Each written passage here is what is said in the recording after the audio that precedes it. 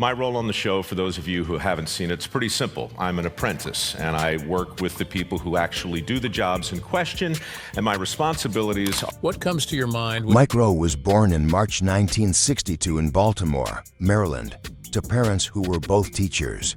His childhood was simple but filled with discipline, humor, and curiosity. From an early age, he showed a natural talent for storytelling and performance. At school, he sang in choirs and acted in plays. While at home, he often entertained his family with impressions and jokes. After graduating, he studied communications at Towson University and even trained at the Opera Institute in Washington, D.C., performing with the Baltimore Opera.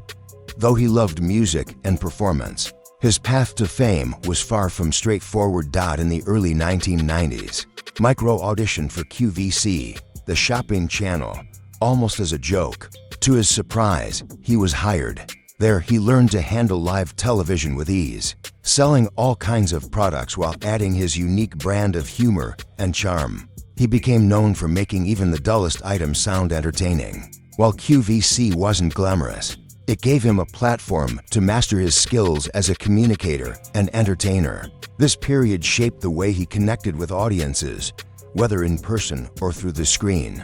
His voice soon became one of his greatest assets. He began narrating television programs such as The Most on the History Channel and the iconic Deadliest Catch on the Discovery Channel.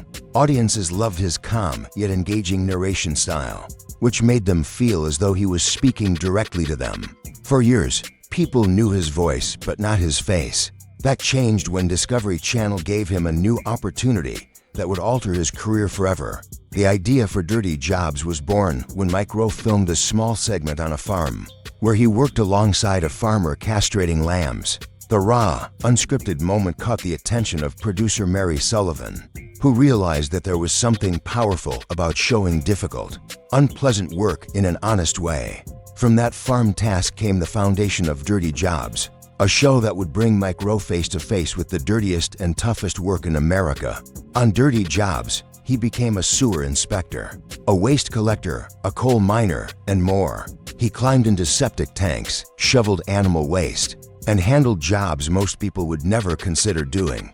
But instead of mocking these roles, he celebrated them. He treated the workers with respect and showed viewers the importance of their contributions. The show was raw, unscripted, and authentic, which was exactly what made it resonate. It was never about shock value, it was about dignity and respect. With Dirty Jobs, Mike Rowe also discovered a new role for himself, a voice for America's skilled workers. Off camera, he began speaking about what he called the skills gap. He argued that society had stigmatized blue-collar trades such as welding, plumbing, and electrical work while pushing every student toward a college degree. Through his MicroWorks Foundation, he created scholarships to support trade education. Many praised him for standing up for working families and questioning the culture of student debt. Others criticized him, accusing him of oversimplifying or dismissing higher education. The debates around Mike Rowe grew even more heated during the COVID-19 pandemic in 2020. While governments around the world ordered shutdowns, he raised concerns about the devastating effects these restrictions had on working families, small businesses, and tradespeople. He pointed out that the very people who kept America running were also the ones suffering the most. Supporters praised him for defending workers' voices, while critics accused him of downplaying the seriousness of the virus. His calm delivery never changed, but the discussions around him became louder and more divided. Despite the controversies, Mike Rowe continued to expand his career. He launched a podcast called The Way I Heard It, where he tells short, surprising stories with the same charm that made him a household name. His voice remains a staple on shows like Deadliest Catch and How the Universe Works, and his foundation continues to promote the dignity of skilled labor away from the spotlight.